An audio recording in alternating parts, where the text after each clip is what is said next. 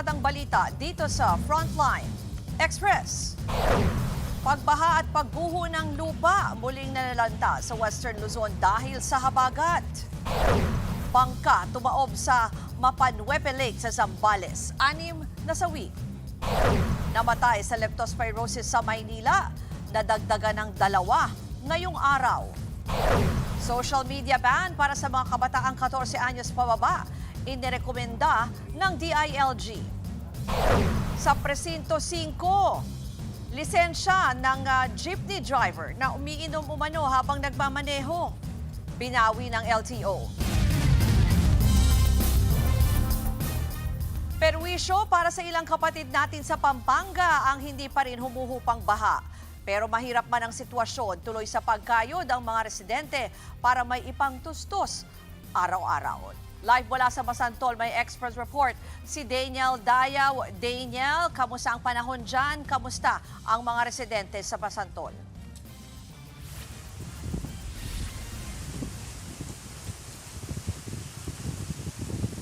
Ruth, nandito nga tayo sa Masantol, Pampanga, particularly sa Barangay Bebe Anak, kung saan nakakaranas pa rin tayo ng matindi. Nandito ako ngayon malapit sa Pampanga River at kung makikita mo sa aking kinakalagyan ay sumasampa na yung tubig dito malapit sa mga kabahayan. So Ruth, ito nga yung sinasabi ng mga residente dito na kanilang pinangangambahan dahil sa ilang linggo ng pagtaas ng tubig dito ay talaga nagkakaroon pa rin ng pagtaas dahil nagkakaroon ng high tide ang Pampanga River. 2 sa mga napuntahan nating barangay ang nananatiling lubog pa rin sa baha. Ito pa yung daang bagyo at hagupit ng habagat.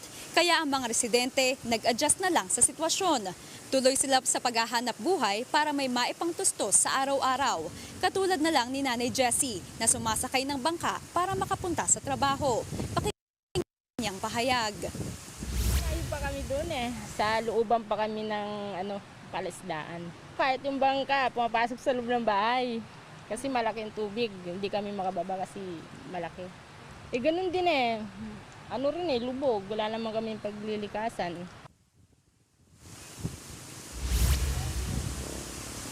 Ruth, nag-ikot-ikot din tayo kanina sa Macabebe or sa Barangay San Gabriel at kanina nakita natin doon nating nasa evacuation centers at nakita natin na lubog pa rin talaga sila sa baha. So ang sabi nila sa atin ay umabot na raw ng halos 3 linggo at ang sabi naman ng Vice Mayor din ay umabot daw ito ng guys. Ruth. Daniel, binanggit mo na nga sa ilang lugar, no, may mga residente pa rin sa evacuation centers pero may mga barangay ba halimbawa na naghahanda na rin kung sakali na lumikas, kung lumakas pa itong pag-ulan?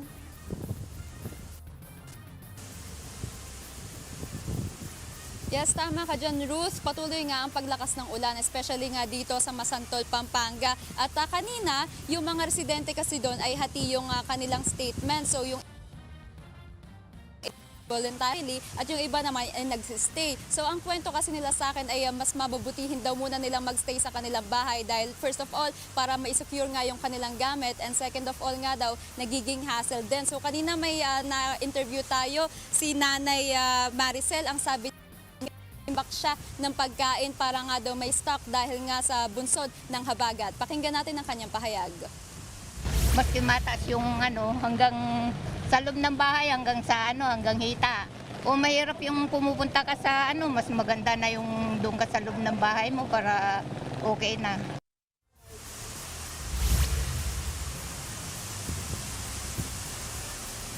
Kabukod pa dyan, Ruth, alam mo may mga nakausap din tayo. Tindi pa rin ang panawagan pagdating nga sa flood control. Katulad na lang ni Nanay Josephine na ang sabi niya ay mahirap nga daw ang kanilang sitwasyon. Nusuong ang ilang linggo ng baha. So pakinggan natin ang kanyang pahayag. Mahirap talaga, lalo na sa mga nagtatrabaho. Sobrang hirap.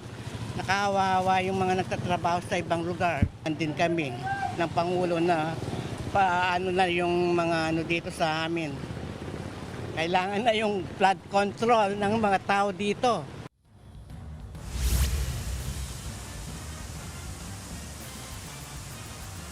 Ruth, ay patuloy daw ang kanilang relief operations para sa mga apektadong residente. Ibig sabihin, nagpapamigay daw sila ng food packs at pati na rin ng libreng sakay. Atin yung libreng sakay na paggamit nga ng truck sa ilang residente na nahihirapan mag-commute dahil baha pa rin ang kanilang lugar. Yung karamihan kasi sa mga tao doon, transportation ay bangka at yung mga elevated tricycles. So kabukod pa dyan, Ruth, ay nakatutok naman daw ang LGU sa posibleng pagtaas pa ng tubig dala nga ng habagat. So yan pa rin ang ating ng latest. Balik sa iyo, Ruth. Yan po ang Express Report ni Daniel Dayaw live mula sa Masantol, Pampanga. Sa Bulacan naman, 3 linggo ng lubog sa baha ang bayan ng Kalumpit. Higit 1,000 rin ang nananatili sa evacuation centers na posible pang araw madagdagan dahil sa patuloy na pagtaas ng level ng tubig. Para sa Update Live mula sa Kalumpit, Bulacan, may Express Report si Ivan Tarinque. Ivan, nasaan ka ba partikular dyan sa Kalumpit at kamusta ang mga residente?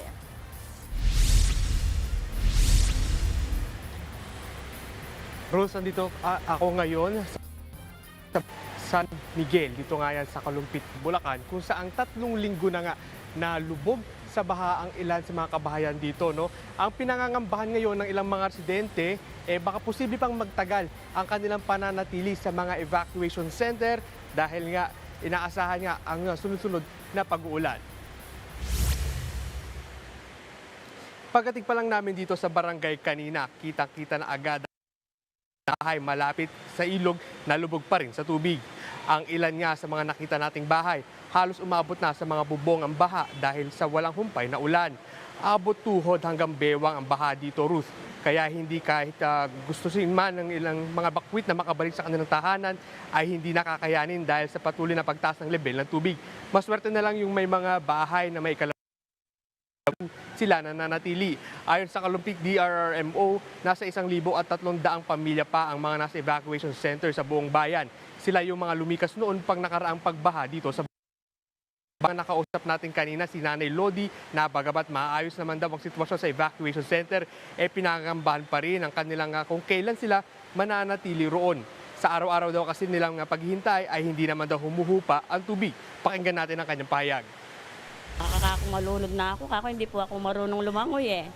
Taas po ng baha sa amin, yung magdadasal po ako, sana wag na po akong aakyat dito kasi wala na po kaming makakatulugan.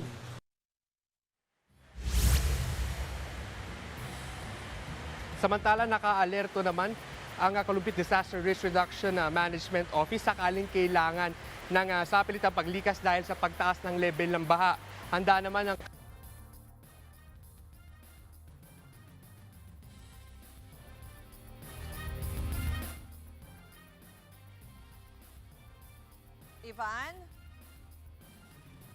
Ivan, tanong ko na rin, yung bukod dyan sa sinasabi mo ngang masamang panahon, may paliwanag ba itong mga residente o yung mga lokal na opisyal, bakit 3 linggo na hindi bumababa yung baha dyan?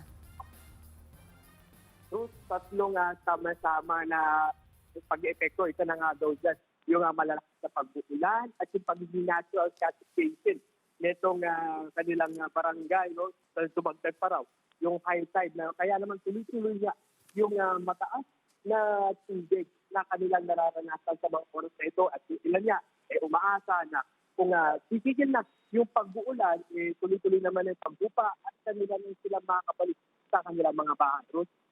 Yan po ang Express Report ni Mobile Journal Ivan Tarinque live mula sa Kalumpit, Bulacan. Malagim na trahedya naman po ang sinapit ng 13 katutubong Aita sa San Marcelino, Zambales. Tumaob ang sinasakyan nilang bangka habang binabaybay ang Mapanwepe Lake. 6 po ang patay, kabilang na ang 2 bata. 3 naman ang patuloy pang hinahanap. At live mula sa Zambales, may Express Report si Mobile Journal Alexis Ebwe. Alexis, kamusta ang panahon at paano yung search and rescue operations dyan? Meron pa palang nawawala.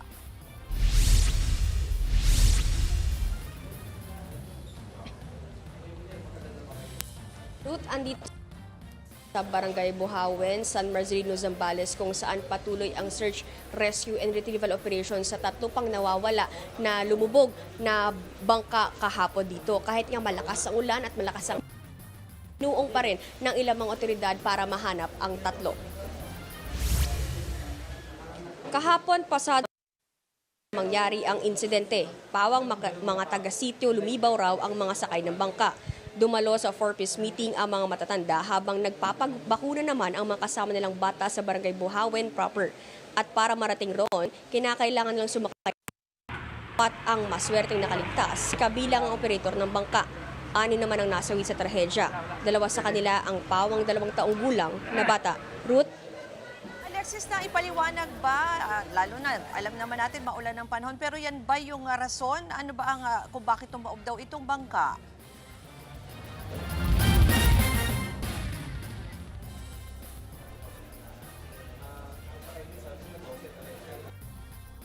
Alexis, can you hear me?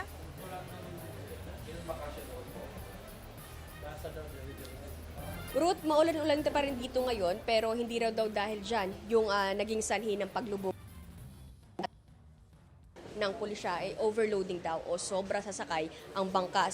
Ang naturang bangkang kasi sinakyan nila, Ruth, napakaliit. Sabi ng Coast Guard, 5 lang daw dapat ang sakay nun. Pero nakakagulat na 13 na individual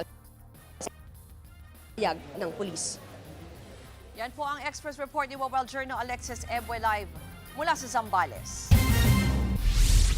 Sa Weather Express, sa mga kapatid po natin na may lakad ngayong weekend, magbaon ng payong dahil sa maulang panahon. Ayon po sa Pag-asa, nakataas na ang red rainfall warning o matinding buhos ng ulan sa Zambales at Bataan. Pinalilikas ang mga apektadong residente kung kinakailangan. Orange rainfall warning naman po o malakas sa buhos ng ulan ng asahan sa Tarlac, Pampanga, Bulacan, Nueva Ecija at iba pang lugar sa Bataan. Posible po ang pagbaha sa mabababang lugar. Yellow rainfall warning o mahina hanggang sa bahagyang malakas na ulan naman ang bubuhos dito sa Metro Manila, Rizal, Cavite, Batangas at nalalabing bahagi ng Nueva Ecija. Magpapaulan din po ang habagat sa La Union, Benguet, Ilocos Sur, Pangasinan, Abra, Oriental Mindoro at Occidental Mindoro. Samantala, posible pa rin maging bagyo ang low pressure area sa mga susunod na araw. Hindi man tatama sa lupa pero palalakasin nito ang habagat na siyang magpapaulan ngayong weekend. Susunod, mga kaso ng tinamaan na leptospirosis sa Maynila, nadagdagan pa. 2 pasyente namatay ngayong araw.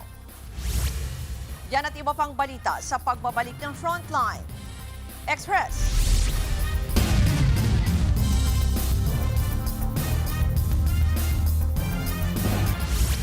Bukod sa pagdami ng kaso, kinababahala rin daw ng mga doktor sa Tondo Medical Center ang matagal na pagpapakonsulta ng ilang tinamaan ng leptospirosis.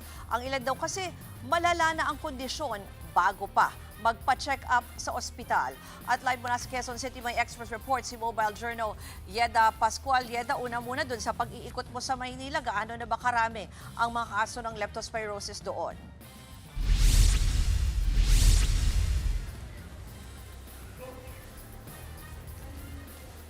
Ruth, patuloy nga na nadaragdagan yung bilang ng mga kaso na nagkakasakit ng leptospirosis. Kanina, Ruth, nagpunta tayo sa Tondo Medical Center kung saan nasa 47 na ang kaso ng leptospirosis na naitala sa ospital simula noong unang linggo ng Agosto. 8 naman ang kumpirmadong nasawi at lahat ay mga lalaki. Kasunod yan ang mga pagbaha dahil sa mga nagdaang bagyo at habagat. 31 sa mga kaso ay adult patients, kung saan 17 sa kanila ang kinakailangan sumailalim sa dialysis dahil apektado na ang kanilang kidney. 14 naman ang mga batang naka-admit sa ospital dahil pa rin sa naturang sakit. Sa tala ng ospital, karamihan sa mga pasyente ay galing Navotas, Malabon, Caloocan, Tondo at mga lugar na matinding nakaranas ng pagbaha kamakailan. Sa kabila naman ang pagdami ng mga pasyente ayon sa Tondo Medical Center, wala pa silang tinatanggihang pasyente. May capacity na 300 beds ang ospital. At bagamat ideal na nasa 90 hanggang 100 lang ang patients sa internal medicine, umaabot na ito sa 110 hanggang 130. Paalala sa publiko, Ruth, karaniwang lumalabas sa mga sintomas ng leptospirosis 2 hanggang 30 araw matapos ma-expose sa kontaminadong tubig baha. Kabilang sa mga sintomas sa ilagnat, pananakit ng katawan at tiyan, pagsusuka at pagkahilo. Kapag lumala ang sakit, maaaring maapektuhan ang kidney at iba pang organs na maaaring humantong sa hirap sa pag-ihi, pagdurugo at hirap sa paghinga. Ruth. Yeda, yung kaninang binanggit mo, no, 8 na itong kumpirmadong nasawi dyan sa Tondo Medical Center. Paano daw ba, anong paliwanag, paano na uuwi sa ganyan, ano, doon sa pagkamatay ng pasyente at ano ba ang kondisyon nila pag dinadala sa ospital na?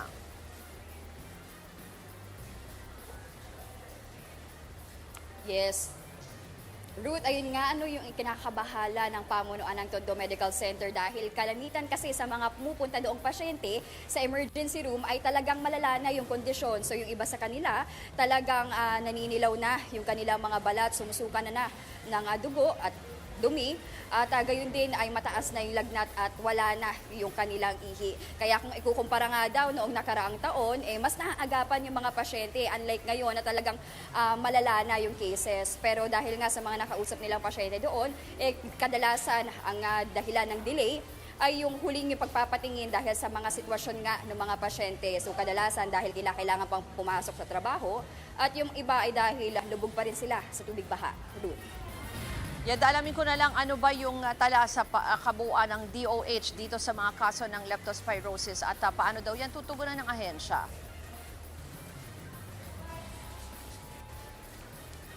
Yes.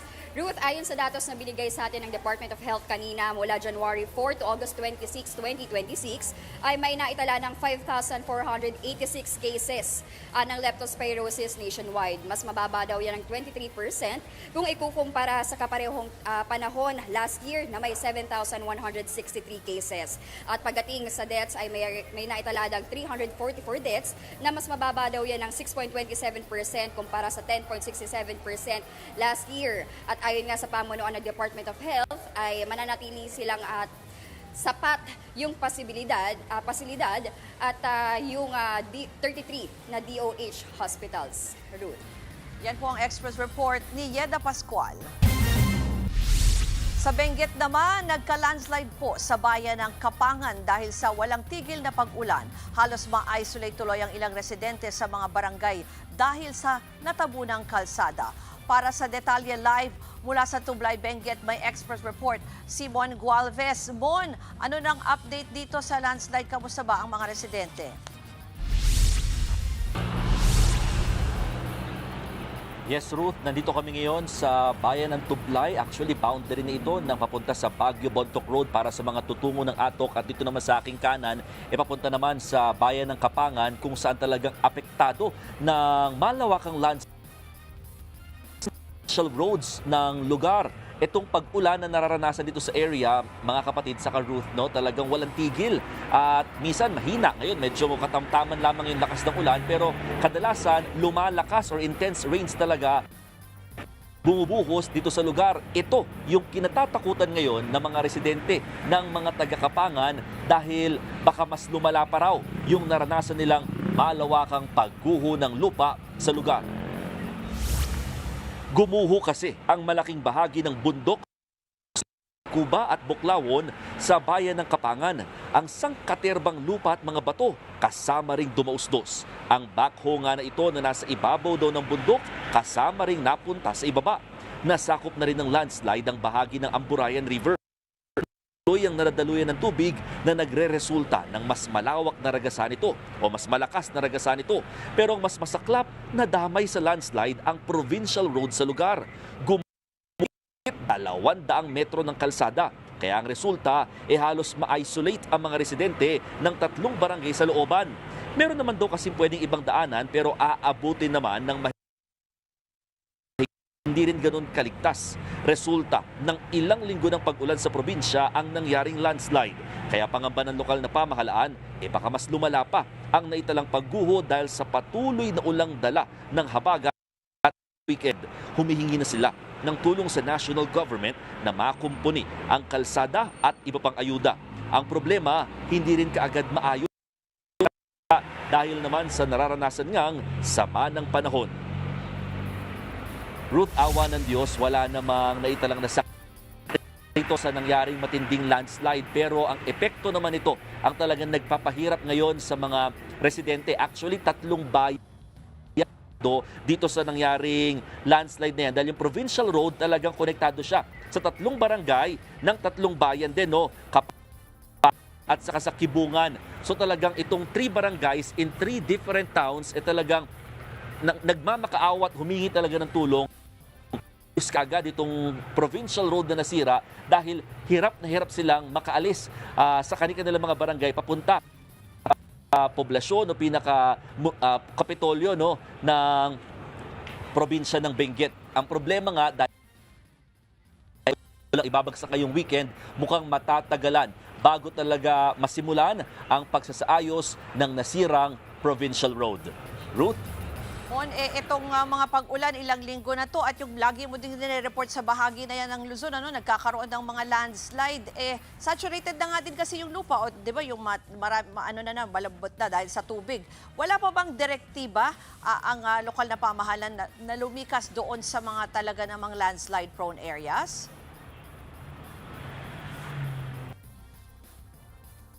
Nakausap natin kahapon si Baguio City Mayor Benjamin Magalong and we also asked the same question to him. Ang sabi niya kasi, yung situation or geography at topography ng kanilang mga bahay dito sa bundok, talagang 86%. Baguio City, for example, is 86% daw na susceptible talaga sa landslide. Kaya yung paglikas para sa lahat ng mga kadali. Kaya ngayon, ang sinasabi nga ng mga otoridad, hindi lamang sa Baguio City, kundi pati na rin dito sa Benguet, paalala at babala nila sa mga residente kapag nakakita ng pagbabago sa lupa, sa kanilang bahay na may mga different cracks o may makita man silang pagkakaiba or signs of stress, kung tawagin nga nila, dapat ipagbigay alam sa otoridad para sila yung automatic likas at paalisin sa lugar dahil hindi na ito ligtas sakali magtuloy-tuloy pa itong lakas ng buhos na ulan dito sa probinsya. Ruth? Mon, isa pa yung Benguet, alam naman natin na talagang fresh vegetables. So talagang pagsasaka ang kabuhayan ng mga kapatid dyan. Kamusta na sila? Nako, isa rin yan sa pinoproblema ngayon ng mga taga Benguet, dahil ilan sa mga pananim nila halos nalusaw na ng tubig dahil nga talaga nababada sa ulan. Kaya hindi na rin talaga mapakinabangan. Kaya talagang umaaray at talagang humihingi rin ng tulong ang mga farmers dito sa Baguio City na sila'y makabangon at makabawi. Problema, hindi pa rin sila makapagtanim. At kung sakasakali man, punla ulit para makapagsimula. Sa ngayon kasi mukhang hindi talaga sila makakapagsimula pa, lalo't patuloy nga yung banta ng malakas na ulan. Pero in terms of may mga iba na hango pa nila bago itong sunod-sunod na pagkapagulan, pero yun nga, talagang pahirapan ang mga sitwasyon ng mga kapatid nating magsasaka. Ruth? Yan po ang Express Report ni Mon Gualvez live mula sa Tublay, sa Benguet po yan.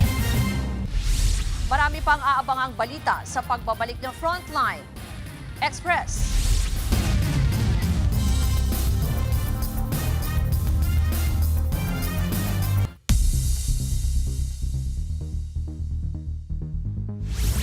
Sa Express News Abroad, may panibago na namang banta ng flash flood sa border ng Nepal at China.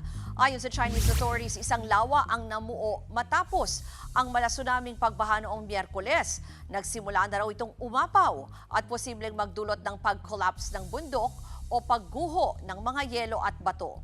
Dahil po dyan, itinigil muna ang search and rescue operation sa ilang bahagi ng Tibet para hindi makapaminsala.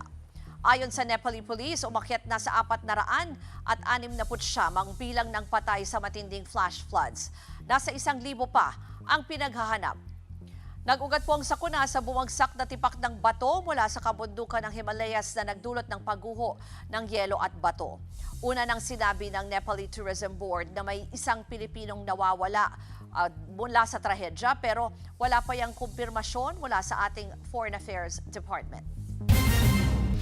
Matapos nga po itong mapaminsalang flash flood at mudslide sa Nepal, nababahala ang ilang residente sa barangay Buhisan, Cebu City na baka mangyari ang kaparehong trahedya sa kanilang lugar. At live mula sa Cebu City, may Express Report si News 5 Visayas correspondent John Aroa. John, pakipaliwanag mo nga sa amin, bakit ganyan ang pangamba ng mga residente dyan? Nababahala ang mga residente ng Barangay Buhisan sa Cebu City na malapit sa paanan ng Buhisan Dam matapos ang nangyaring flash flood sa bansang Nepal na kumitil ng maraming buhay. Bagamat walang glacier o yelo dito sa Pilipinas, matinding ulan naman ang nararanasan sa bansa. Tulad na lamang ng bagyong Tino noong nakaraang taon kung saan maraming mga bahay ang na-wash out sa paanan ng bundok. Sa drone video na ito, makikita ang Buhisan Dam na nasa itaas ng bundok, habang sa ibaba nito ang libo-libo mga kabahayan. Higit 4,000 mga bahay ang nakatayo dito, 5,000 pamilya o 20,000 individual ang nakatira sa lugar. Pangamba ng mga residente sa lugar, baka bumigay ang dam at mangyari ang kaparehong flash flood sa bansang Nepal at lamunin ang kanilang mga bahay. Narito ang pahayag ng ilang mga residente sa lugar. Laka ko kay, di na ito mabawaan mga sa panahon ang magsiguan, magdako ang tubig, anong amo balay diya, simple was out na. Una na kuyawan ako. Noon pa, worried na kami doon kasi sa edad ng dam, medyo worried talaga yung mga, lalo na yung mga nasa baba, yung nakatira. So sa nangyari sa Nepal, nakakabahala talaga kasi medyo similar yung situation.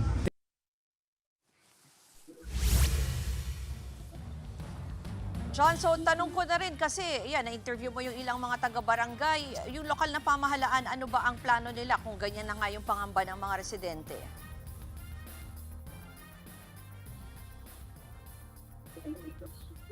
Ruth, dahil nga sa mga pangamba ng mga residente, nag-inspeksyon ang lokal na pamahalaan sa lugar kanina. Ayon naman sa Metro Cebu Water District, nasa 7,000 cubic meters ang holding capacity ng Buhisan Dam. Pagtitiyak ng mga otoridad sa mga residente sa lugar ni structural integrity ng dam, ito ay para masiguro na hindi magdudulot ng sakuna o magkaroon ng sakuna sa nasabing lugar dito sa Buhisan Dam. Ruth. Yan po ang Express Report ni John Aroa Live mula sa Cebu City. Susunod, presyo ng diesel posibleng may malaking rollback sa susunod na linggo. Yan at iba pang balita sa pagbabalik ng Frontline Express.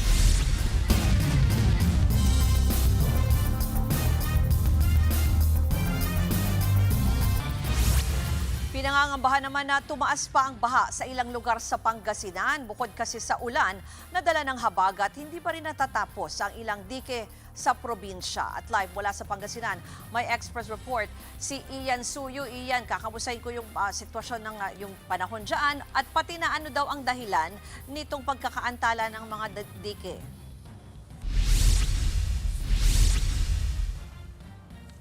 Ruth, nandito nga tayo ngayon sa Lasip Grande, tabing ilog to na barangay, bahagi pa rin yan ng Dagupan City, Pangasinan. At bagamat wala ang ulan sa mga oras na ito, medyo maulap at dumilim na nga dito, makulimlim na at nagbabadya na naman ang panibagong round ng malakas na pag-ulan.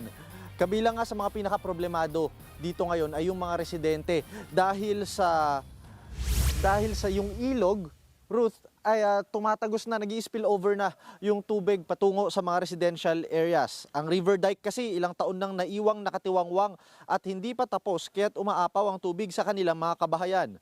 Halos 10 taon na raw nila itong problema ayon sa mga nakausap natin. Sumalubong sa amin kanina nga dito, tanging yung mga rock formation na nababalot ng mga alambre na ayon sa mga residente ay hindi na muling binalikan pa buhat ng gawin ito ng DPWH isang dekada na ang nakalilipas. Dahil dyan, tuwing tumataas ang tubig sa Bacayao River ay umaapaw tuloy sa mga kabahayan ang tubig. Kung tutuusin nga, halos magkasintaas na ang level ng tubig sa ilog at baha sa residential area ngayon. Apektado ang kanilang pamumuhay lalo kahit simpleng paglabas sa bahay ay nagiging pahirapan daw. Ang ilan nga naglagay na ng sandbag o mga panambak para lamang makatawid palabas. May isa rin tayong nakita na inaangat ng mga tricycle kanina para hindi masira sa pagbaha. Narito naman ang kanilang naging pahayag. Almost 10 years na ganito. Dito pag umapaw na dyan sa dike na yan, ay dito na hanggang halos itong namin mga inaabot na yan. Grabe talaga, sir. Sobra. Sobra na nga sa hirap. Alam niyo na, pati sa kita, wala pa rin. Wala tayong magagawa. Siyempre, tigil. Kaysa masira yung tricycle mo, di ba? Ayon sa lokal na pamahalaan, ang paghahanda sa posibleng reconstruction o pagsasaayos ng dike dahil kung hindi yan maagapan ay magpapatuloy lang ang problema na ito. Mas lumala pa. Ruth, ang nakikita nyo sa aking likuran ay yung Bacayao River. Isa ito sa mga binabantayan ngayon, yung level. At dahil nga naiwan nang sa likuran ko mismo, yung naiwang nakatiwangwang na parte ng dike, halos pumapantay na yung tubig dito sa ilog, nag-i-spill over siya dito sa mga residente sa barangay Lasip Grande. Kaya yung ilan nga sa kanila talagang pahirapan dahil kung hindi abot bewang, kapag ka nag-high tide daw, umaabot hanggang dibdib yung taas ng tubig baha sa kanilang mga kabahayan mismo. Ng PDRRMO ng Pangasinan yung mga pangunahin din ng mga ilog dahil ayon sa kanila, geographically speaking, catch basin ang Pangasinan, lalo na itong portion, itong area na ito, mula mga ilog, lalo na yung magiging resulta ng pag-ulan mula Baguio, pababa dito, sila daw ang sasalo, kaya mahigpit ang kanilang pagmamonitor. At kung sakali man daw na magtuloy-tuloy ang ganong pagtaas, ay mapipilitan daw silang ipa-evacuate yung ilang mga residente na naninirahan sa tabing ilog. Yan muna ang latest mula dito sa Dagupan, Pangasinan. Yan po ang Express Report ni Ian Suyu. Marami pang aabangang balita sa pagbabalik ng Frontline. Express!